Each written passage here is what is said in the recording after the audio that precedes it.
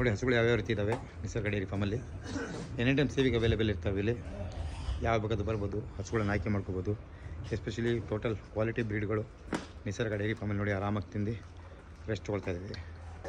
ಮೇಲ್ಕೆ ಹಾಕ್ಕೊಂಡು ಆರಾಮಾಗಿ ಕೂತ್ಕೊಂಡ್ಯಾವೆ ನೋಡಿ ಹಸುಗಳು, ಕರುಗಳು ನೋಡಿ. ಪ್ರತಿಯೊಬ್ಬರು ನಿಸರ್ಗ ಡೈರಿ ಫಾರ್ಮಿಗೆ ಬರೋರು ವಿಸಿಟ್ ಮಾಡ್ಬೋದು, ಬಂದು ಹಸುಗಳನ್ನ ಆಯ್ಕೆ ಮಾಡ್ಕೋಬೋದು. ಎಸ್ಪೆಷಲಿ ಟೋಟಲ್ ಕ್ವಾಲಿಟಿ ಹಸುಗಳು ಅವೈಲೇಬಲ್ ಎನಿ ಟೈಮ್ ಇರ್ತವೆ. ನೋಡಿ ಇದು ಹೆಂಗಿದೆ ಹಸು, ನೋಡಿ ಹೆಂಗಿದೆ ಹಸು ಬಗ್ಗೆ ಕಾಮೆಂಟ್ ಮಾಡಿ. 30 ಲೀಟರ್ ಪ್ಲಸ್ ಇಂದು ನೋಡಿ ಹೆಂಗಿದೆ. ಫೀಮೇಲ್ ಕಾಫ್ ಇದೆ, ಇಲ್ಲೊಂದಿದೆ, ಇದು ಫೀಮೇಲ್ ಕಾಫ್ ಇದೆ 30+.